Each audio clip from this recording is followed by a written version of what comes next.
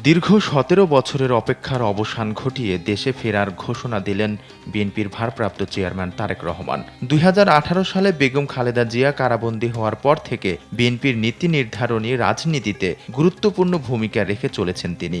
দলের নেতাকর্মীদের একটি বড় অংশ মনে করেন তার সরাসরি উপস্থিতি দলকে সাংগঠনিকভাবে শক্তিশালী করবে বহুগুণে। ২০১৭ সালে ১/১১ পট পরিবর্তনের পর গ্রেফতার হন তারেক রহমান। সে সময় গ্রেফতার তারেক রহমান ছিলেন তৎকালীন সরকারের অন্যতম টার্গেট।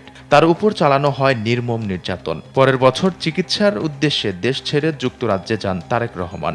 এরপর দেশে টানা ১৭ বছরের সময়টা ছিল স্বৈরশাসন আর গণতন্ত্রহীনতার এক অন্ধকার সময়। কিন্তু সুদূর যুক্তরাজ্য থেকেই গণতন্ত্রের পথ প্রশস্ত করতে দিয়ে গেছেন অবিচল নেতৃত্ব।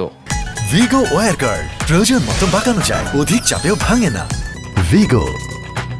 ২০২৪-এর ৫ আগস্ট দীর্ঘতম স্বৈরশাসনের পতন ঘটে। এরপর পেরিয়ে যায় প্রায় ১.৫ বছর।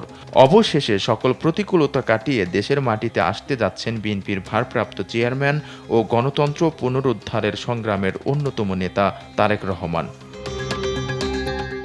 ইতোমধ্যে তারেক রহমানের আগমনকে ঘিরে প্রস্তুতি নিচ্ছে বিএনপি। গুলশান অ্যাভিনিউর ১৯৬ নম্বর বাসায় উঠবেন তারেক রহমান। গুলশান অ্যাভিনিউর ১৯৬ নম্বর বাসার নিরাপত্তা জোরদার করা হয়েছে। সামনে নিরাপত্তা ছাউনি স্থাপন করা হয়েছে এবং সড়কে বসানো হয়েছে সিসিটিভি ক্যামেরাও। পাশাপাশি গুলশানে বিএনপি চেয়ারপারসনের কার্যালয়ে ভারপ্রাপ্ত চেয়ারম্যানের জন্য আলাদা অফিস কক্ষ প্রস্তুত করা হয়েছে। নয়াপল্টনের কেন্দ্রীয় কার্যালয়েও তার জন্য পৃথক অফিস কক্ষ রাখা হয়েছে।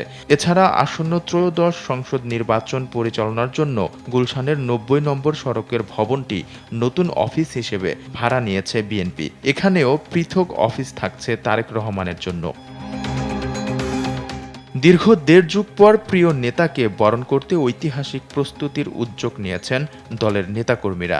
নেতার আগমনকে মাইলফলক হিসেবে স্মরণীয় করে রাখতে সকল ধরনের প্রস্তুতি ঘিরে চলছে উৎসবমুখর আয়োজন। আলভী রায়হান, দেশ টিভি।